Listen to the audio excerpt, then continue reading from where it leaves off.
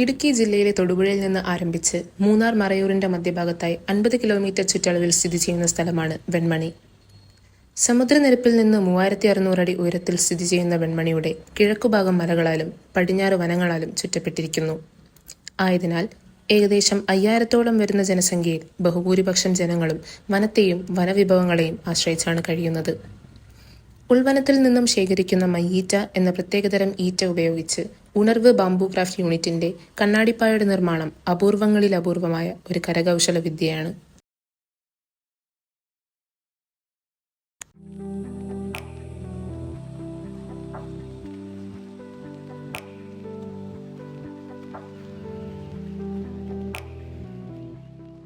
കണ്ണാടിപ്പായ എന്ന് വിശേഷിപ്പിക്കുമ്പോൾ അതിൻ്റെ പിന്നിൽ ഒരുപാട് ചരിത്രങ്ങളുണ്ട്. അതായത് കണ്ണാടിപ്പായ നിർമ്മിക്കുന്നതായ അല്ല മാറ്റി നെയ്യുന്നതായ പട്ടിവർഗ ജനവിഭാഗത്തിൽപ്പെട്ട ഗോത്രങ്ങളായിരിക്കുന്നതായ 4 ഗോത്രക്കാരാണ് ചെയ്യുന്നത്.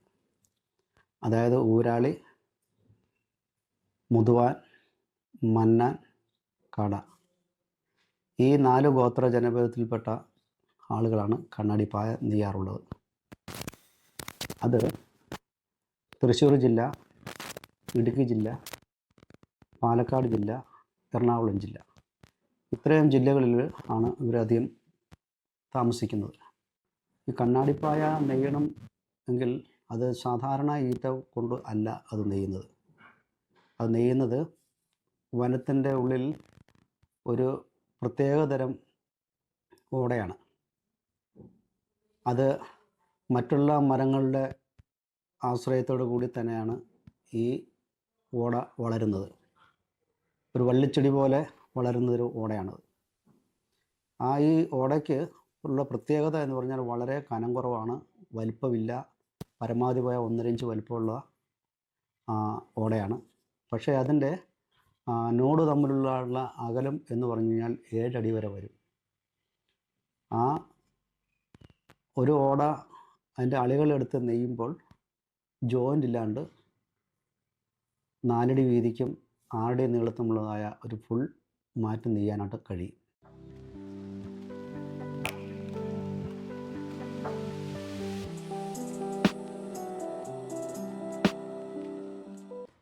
ഈറ്റയുടെ വലിപ്പം പരമാവധി 1.5 ഇഞ്ച് ഉണ്ടാവും.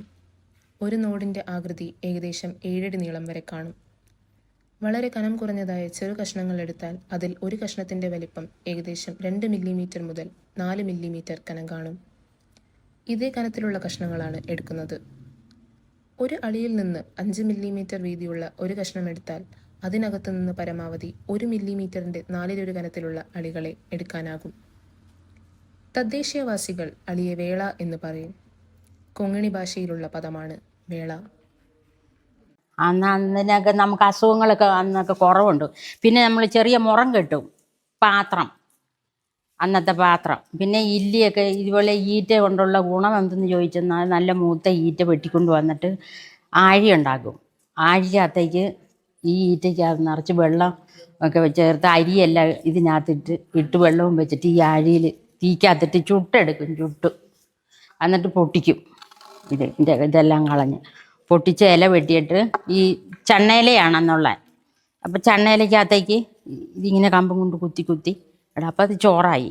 അന്നത്തെ കാലഘട്ടത്തിലുള്ള അല്ല കലവും പാത്രമൊന്നുമില്ല, ഈറ്റയ്ക്കകത്താണ്.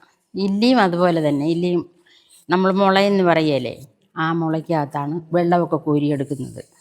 അങ്ങനെയൊക്കെയാണ് അന്ന് തേന് തല്ലി ഇങ്ങനെ ചക്ക, മാങ്ങ ഇങ്ങനെയുള്ളതൊക്കെ കൊണ്ടുവന്നാണ് ഞങ്ങളെ കാരണന്മാർ ഞങ്ങൾക്ക് തന്നത്. കാട്ടിലുള്ള കിഴങ്ങൊക്കെ മാന്തി കൊണ്ടുവന്ന് ആ തോട്ടിൽ കൊണ്ടുപോയിട്ട് കഴുകി പെറുക്കി വൃത്തിയാക്കി മുറത്തിനകത്താക്കി കൊണ്ടുവന്നിട്ടാണ് ഈ ഈറ്റയ്ക്കകത്തും ഇല്ലിക്കകത്തും ഇട്ടിട്ട് ചുടുന്നത്.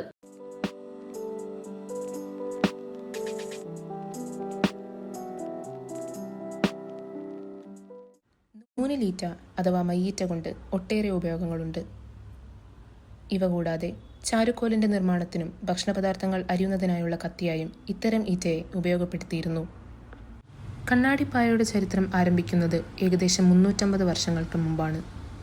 രാജാക്കന്മാർക്ക് കാഴ്ചവെക്കാനും പ്രസവാനന്തര ആവശ്യങ്ങൾക്കുമായിരുന്നു കണ്ണാടിപ്പായ പണ്ടുകാലത്ത് പ്രധാനമായും ഉപയോഗിച്ചിരുന്നത്.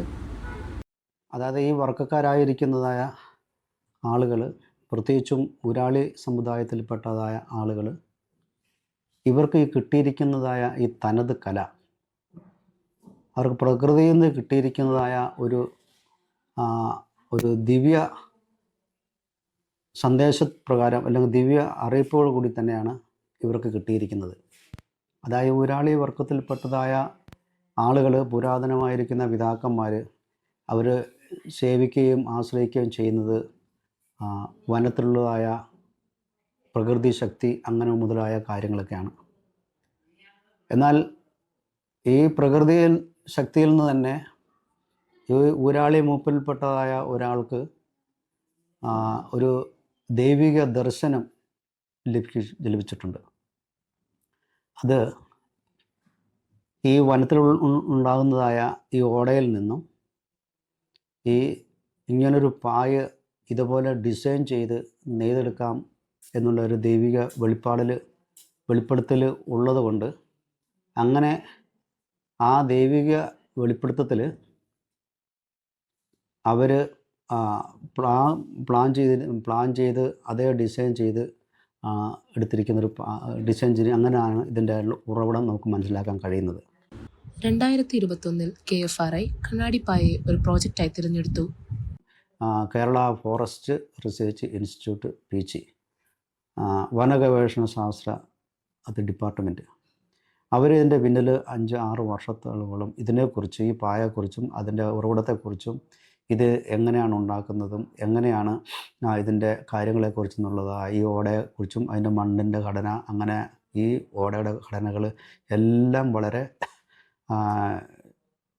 ഭംഗിയായിട്ട് റിസർച്ച് ചെയ്ത് അവർ എല്ലാ കാര്യങ്ങളും തയ്യാറാണ് ഗവൺമെൻറ്റിലേക്ക് റിപ്പോർട്ട് സമർപ്പിച്ചിരിക്കുന്നത്. അതിൻ്റെ പശ്ചാത്തലത്തിൽ ഒരു വർഷത്തിനുള്ളിൽ അല്ലെങ്കിൽ ഒരു 5-6 മാസത്തിനുള്ളിൽ തന്നെ ഇത് ഗവൺമെൻറ് ഇതൊരു ഭൗമസൂചിക പദവിയിലേക്ക് എത്തിക്കും. അഥവാ അങ്ങനെ എത്തുമ്പോൾ സംഭവിക്കുന്നത്, കേരളത്തിലെ ഈ 4 ഗോത്രജന വിഭാഗത്തിൽപ്പെട്ട ആദ്യമായിട്ട് കിട്ടുന്ന ഭൗമസൂചിക പദവിയായിരിക്കും ഗോത്രവർഗ്ഗക്കാർക്ക് കിട്ടുന്നത്. അങ്ങനൊരു പ്രത്യേകതയും കൂടെ ഇതിനകത്ത് ഉണ്ട്. അപ്പോൾ ഇതിങ്ങനെ അന്യം നിന്ന് പോകാതിരിക്കാനായിട്ടാണ് കേരള ഫോറസ്റ്റ് റിസർച്ച് ഇൻസ്റ്റിറ്റ്യൂട്ട് അവരുടെ ഒരു പ്രോജക്റ്റ് ഈ വെൺമണിയിൽ, അതായത് ഇടുക്കി ജില്ലയിൽ കഞ്ഞിക്കുഴി ഗ്രാമപഞ്ചായത്തിൽ വെൺമണിയിൽ ഇങ്ങനൊരു യൂണിറ്റ് അവർ ഒരു പ്രോജക്റ്റായിട്ട് എടുത്തു.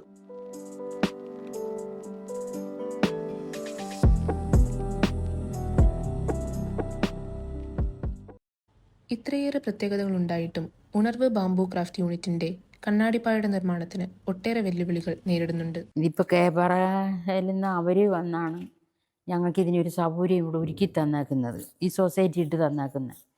ഇതിപ്പം അങ്ങാണ്ട് പുറം രാജ്യത്തു നിന്നുള്ള എല്ലാം ചെന്നൈയിൽ നിന്നും കർണാടകയിൽ നിന്നും ഇങ്ങനെയൊക്കെയുള്ള ദൂരപ്രദേശങ്ങളിൽ നിന്നാണ് ഞങ്ങൾക്ക് ഈ മെഷീൻ സാധനങ്ങളുമൊക്കെ. ഒരു 1 കോടി 1.5-2 കോടിയുടെ സാധനങ്ങളുണ്ട്, ഈ മെഷീൻ സാധനങ്ങൾ ഇതിനകത്ത്. ഇതിപ്പം കൊണ്ടുവന്നിട്ടും നമുക്കിതൊന്നും ഇതിനകത്ത് ഇതുപോലെ ഇരുന്ന് നെയ്ത് ഉപജീവന മാർഗം കണ്ടെത്തണമെങ്കിൽ ഞങ്ങൾക്ക് അതിനൊരു സൊസൈറ്റി പുറത്ത് വേണം. പുറത്ത് ഉണ്ടായാലേ ഞങ്ങൾക്കിത് നെയ്ത് കഴിഞ്ഞ് കൊണ്ടു കൊടുത്ത് കഴിയുമ്പോൾ ഞങ്ങളുടെ പണിക്കൂലി ഞങ്ങൾക്ക് കിട്ടും. അത് കിട്ടാത്തത് സാധ്യതയില്ലാത്തത് കൊണ്ടാണ് ഇങ്ങനെ നെയ്യാതെ ഇതിങ്ങനെ മൂടിക്കെട്ടി കിടക്കുന്ന ഈ സൊസൈറ്റി.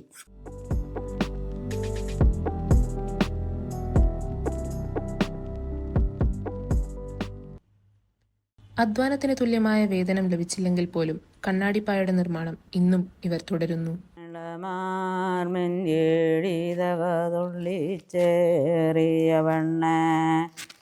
ആങ്ങളമാർ പോയല്ലോ നല്ല ചൂരൽ വാനത്തേനും, ചൂരലും എന്തിനാളിതകതൊള്ളിച്ചേറിയവണ്ണേ, ചൂരലും കൊള്ളമല്ലോ നല്ല കുത്തുകെട്ടിൻ്റെ ഇടവരിയ, കുത്തുകെട്ടൽ എന്തിനാളിതകതൊള്ളിച്ചേറിയവണ്ണേ, കുത്തുകെട്ടൽ കൊള്ളമല്ലോ നല്ല